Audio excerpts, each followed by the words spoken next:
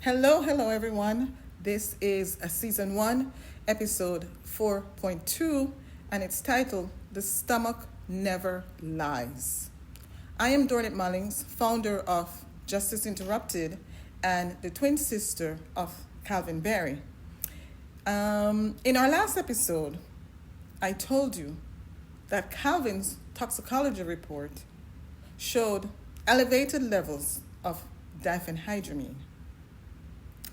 Diphenhydramine is the active ingredient in an over-the-counter drug called Benadryl. So today, I think it's only right that I follow up with you a little more on that toxicity because what was found in Calvin's body doesn't just raise questions. It exposes a lie. So let's begin with the science. Calvin's system contained a dangerously high level of diphenhydramine. And this was not a normal dose. It was high enough to cause sedation, confusion, loss of coordination, and unconsciousness. In some cases, it causes death. But when the autopsy report was released, there was something else just as alarming. Calvin's stomach was empty. He had no food in his stomach, no pills or no pill residue, no liquids, no Benadryl residue of any kind. That tells us one thing. He did not swallow it. It did not come from something he ate or drank, which means we must reasonably consider it may have been administered intravenously. That raises the question no one else is asking. By whom? Who had the means, the opportunity, and the motive to ensure that Calvin was no longer alert, no longer responsive, and no longer alive? Let's go back to what we do know. Calvin got home around 6:45 p.m. after a full day delivering mail. And phone records confirm that the last time he communicated with anyone was around 6:45 p.m. From the moment he stepped into his house, that house, he went completely silent. No texts, no calls, no movement. Then nearly 7 hours later, a 911 call was made to report him missing. Benadryl takes about 30 minutes to take effect. So whatever happened fast. And it happened after he got home. Once I received these findings, I wasn't going to wait for answers. So I contacted the maker of Benadryl, which is Johnson & Johnson. I sent them Calvin's toxicology report. Their response was very, very clear to me. They said, with that much Benadryl in a person's system, the only thing that person would be able to do is crash on their couch. That's right.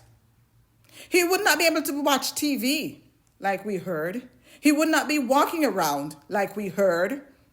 And he certainly would not be talking like we heard. But here is what we were told on the 911 call. Calvin's wife said, he said to her, I'm going to check something in the garage. Let me be direct. That is medically impossible. Not with that level of sedation. Not with that level of drug in his bloodstream. He would not be speaking.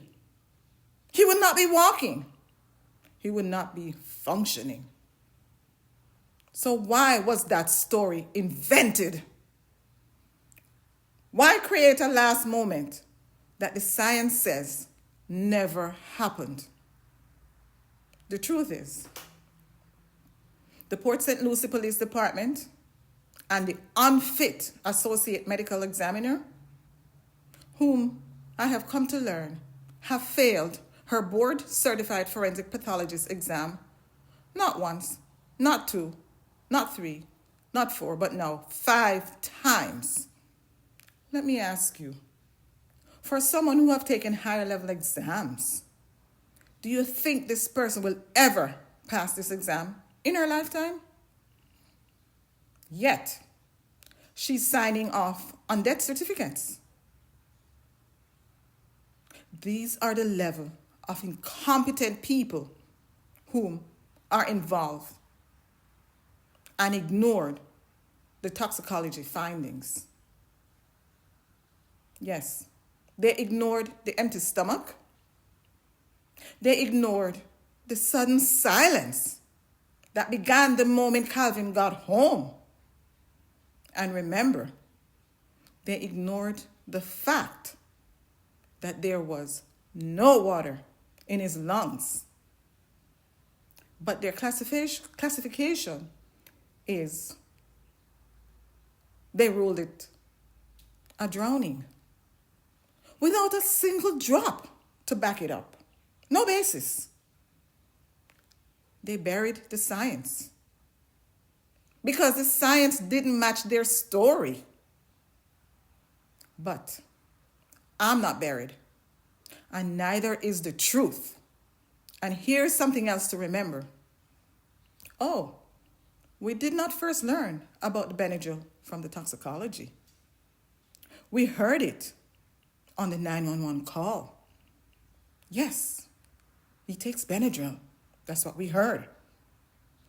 This information was not asked, but had to be told. So, let's pause, because in another episode, we're going to walk through that 911 call line by line. Until next time, never stop asking. Never stop seeking. Never stop saying his name, Calvin Berry. Matthew 7:7 says, "Seek, and you shall find." This is Justice Interrupted. Don't forget to like, share, and comment. Stay tuned.